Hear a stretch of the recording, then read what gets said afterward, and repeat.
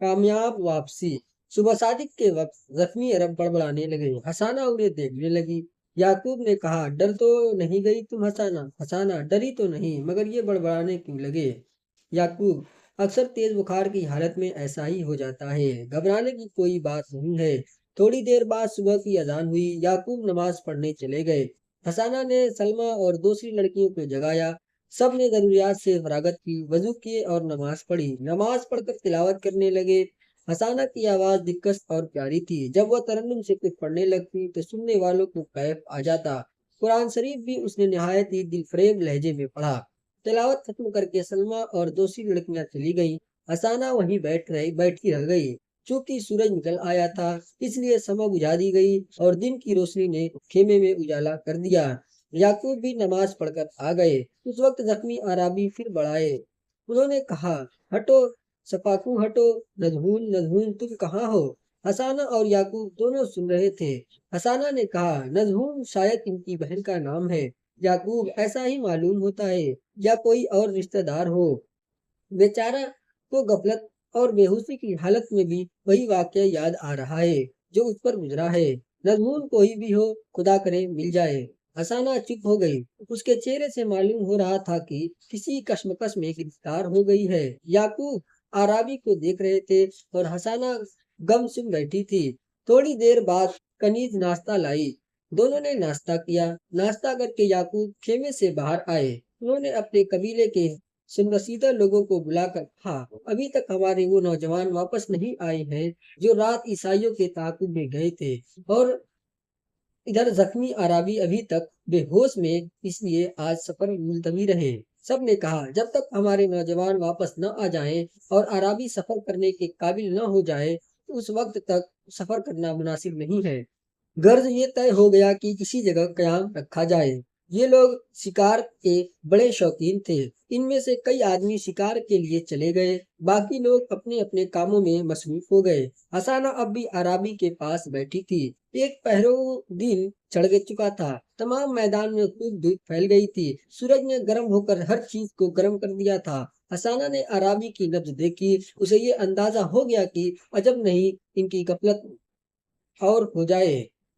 इसका कयाम ठीक निकला। थोड़ी देर में अराबी ने आंखें खोल दी और बेमुदआखिमा की तरफ देखने लगे। हसाना उनकी तरफ देख रही थी। उसे कुछ खुशी हुई। उसकी आंखों में चमक आ गई। कुछ वक्त के बाद अराबी कराहने लगे। हसाना कुछ देर तो बैठी देखती रही, मगर जब वह ज्यादा कराहने लगे तो वह कुछ ज्यादा बेचैन हो गई। उसने कहा, अब कैसी तबीयत है तुम्हारी? अभी तक अराबी ने शायद उसे नहीं देखा था। अब इस पर नजर पड़ी। वह कुछ हैरान रह गए। कुछ वक्त के बाद उन्होंने कहा, तुम कौन हो? हसाना समझ गई, तुमसे अभी बोला नहीं जाता। उसने जल्दी से कहा, तुम अभी बोलने की कोशिश न करो। मैं आले गालिब की एक दुख्तर हूँ। तुम हमारे कबीले में आ गए थे। आराबी, मैं तुम्हारा शुक्रिया।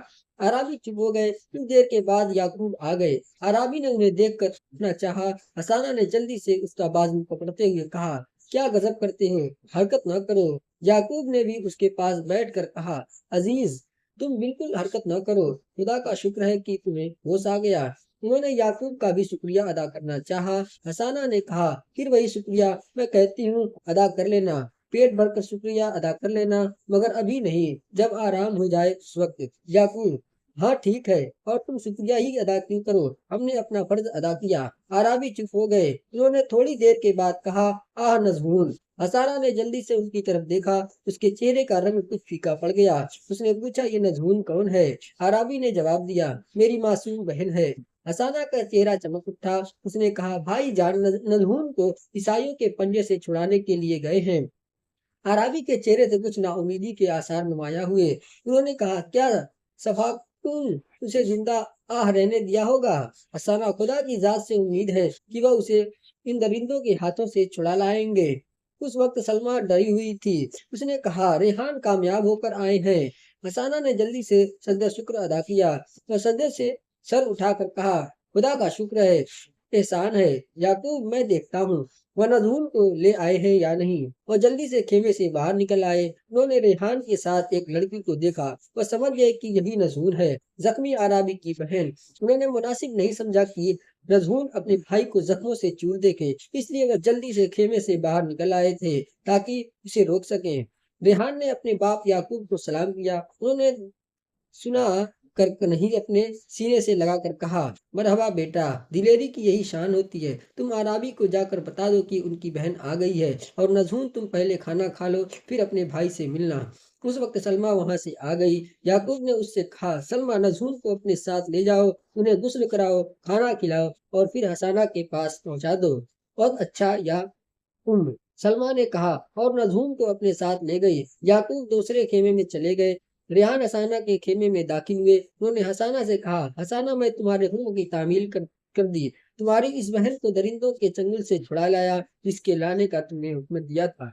हसाना की आंखें चमकने लगी। उसने कहा, बड़े अच्छे भाई जान है मेरे रेहान, मगर मैं डरपोक किस्म का आदमी हूँ। हम 5 आदमी थे और ईसाई 22 थे। वह सब मारे गए, लेकिन मैंने उन्हें मारा। हसाना ने मुस्कुरा कर कहा, गोया तुम अपनी बहादुरी की मुझसे दाद लेने आए हो। रेहान, लेकिन तुम ऐसी कहाँ हो कि दाद दो। हसाना, सुनोगे, मेरे दिल को इत्मीनान था कि तुम जरूर ईसाइयों को मार कर दुख्तर अरब को तुमसे छीन कर लाओगे। मैंने पहले ही चंद अशआर मौजू कर लिए थे, सुनोगे। रेहान शेर है। ऐसे शेर की जब दुश्मन पर हमला करते हैं तो उसे चीर फाड़ डालते हैं।